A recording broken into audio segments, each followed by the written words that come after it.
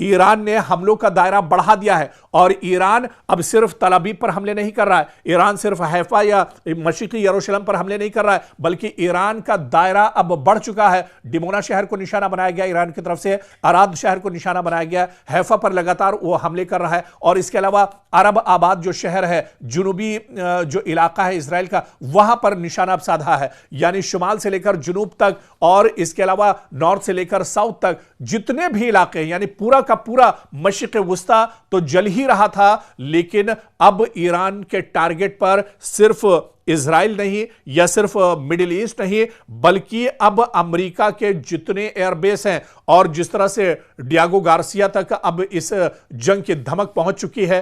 पहली बार ईरान ने 4000 किलोमीटर के फासले पर डियागो गार्सिया पर हमला किया है, जिससे काफी ज्यादा तबाही डियागो गार्सिया पर हुई है, यानी सीधे सीधे ये अमेरिका पर एक तरह से हमला है। डियागो गार्सिया पर ब्रिटेन का भी एयरबेस है, इस वजह से यह मुश्तरका तौर पर बहुत बड़ा झटका है ब्रिटेन के लिए और अमेरिका के लिए। तो ईरान कहीं ना कहीं अब इस जंग में पूरे यानी फुल फॉर्म में एक तरह से उतर कर आ रहा है। ईरान इस वक्त फुल फॉर्म में है और ईरान पूरी ताकत के साथ दरअसल अब यह हमले कर रहा है और ऐसे में अब पूरी दुनिया की निगाहें इस जंग पर टिकी हुई हैं। लगातार हमलों का दायरा बढ़ रहा है, जंग का दायरा लगातार बढ़ रहा है, जंग अब लगातार बढ़ती जा रही है। जिस जंग के बारे में दावा किया जा रहा था कि 3-4 दिन में जंग खत्म हो जाएगी, ईरान तबाह हो जाएगा, ईरान दुनिया से इसका नक्शा मिट जाएगा, ईरान के अंदर रिजीम चेंज हो जाएगा, उसी ईरान को आप उठाकर देखिए कि कई हफ्ते गुजरने के बाद भी ईरान लगातार इस जंग में डटा हुआ है।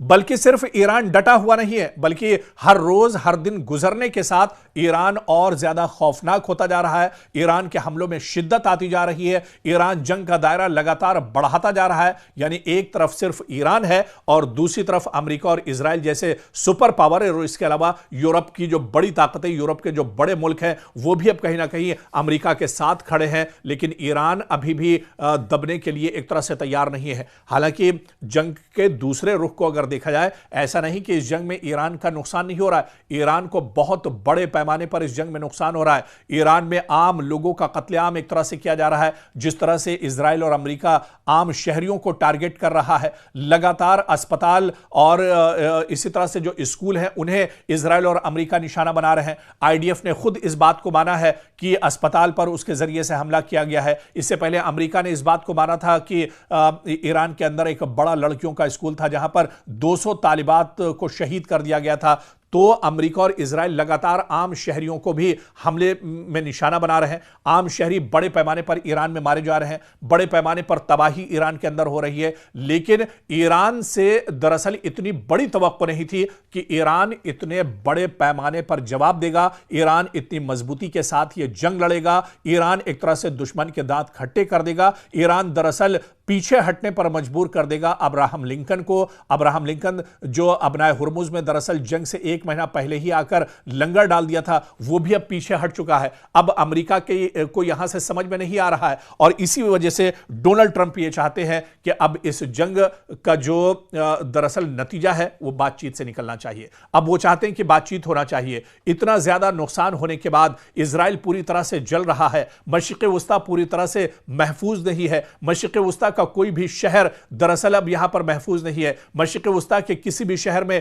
लोग रातों में सो नहीं रहे कि किस वक्त ईरान की तरफ से हमला हो जाएगा, ईरान की तरफ से ड्रोन या मिसाइल आकर उनके शहर में गिरेगा। और इसके अलावा ऐसी ही सूरत हाल, भयानक सूरत हाल इजराइल के अंदर बनी हुई है। बल्कि जिस तरह से डियागो गार्सिया तक यह जंग बढ़ी है, ऐसे में अब इस जंग में और ज्यादा शिद्दत आ रही है। और माहिरीन यह कह रहे हैं कि जिस जंग को 1 हफ्ते और 10 दिन में रोकने की बात कही जा रही थी, वो जंग अब रुकती हुई नजर नहीं आ रही है। कितनी लंबी यह जंग चलेगी इसके बारे में अभी से यह कुछ नहीं कहा जा सकता है, लेकिन यह जंग जब ही रुकेगी जब ईरान चाहेगा। और ईरान दरअसल ईरान के सुप्रीम लीडर आयतुल्लाह अली खामनई और इसके अलावा अली लारिजानी की शहादत या उनकी जो बड़ी लीडरशिप जो शहीद हुई है इस जंग में, उनके बदले के लिए जंग लड़ रहा है। इस वजह से ईरान इस जंग को अब आसानी से रोकने वाला नहीं है और इस जंग में ईरान दरअसल आर पार के मूड में नजर आ रहा है।